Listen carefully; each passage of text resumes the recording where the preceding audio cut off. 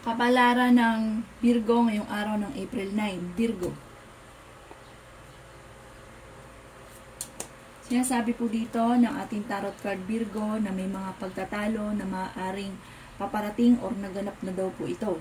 I-release ko ano nagpapabigat ng inyong kalooban at maaaring mauwi sa depression kung ano man ang problema pinagdadaanan. Matutong magpatawad. Parang meron kang galit o hinanakit sa inyong kalooban sa ngayon. May magandang balita na paparating. Sabi rin po dito, meron kang sitwasyon na kailangan mong lisanin. Kung ang sitwasyon nyo ito ay nagbibigay lang ng problema sa inyo Virgo, lisanin nyo po ito. Sabi rin po dito, maaaring may paparating na parang hindi pagkakasunduan. Sinasabi rin po dito na maaaring baguhin nyo daw po yung lifestyle daw po ninyo.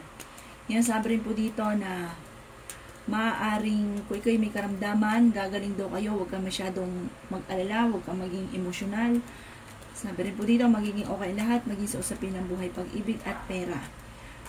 Malaki ang chance nyo daw po na manalo na malaking halagang pera at kung ikaw daw po magninegosyo, maaaring ikaw ay maging matagumpay.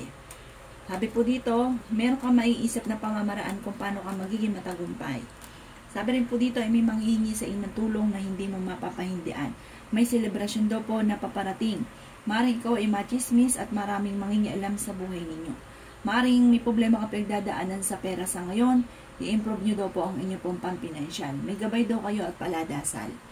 Ang lucky color po ninyo ay nagsisimula sa pink. At ang lucky number po ninyo ay 20. Ganon din po ang 2. Ganon din po ang 36, 43, 52, at 55. Good luck po!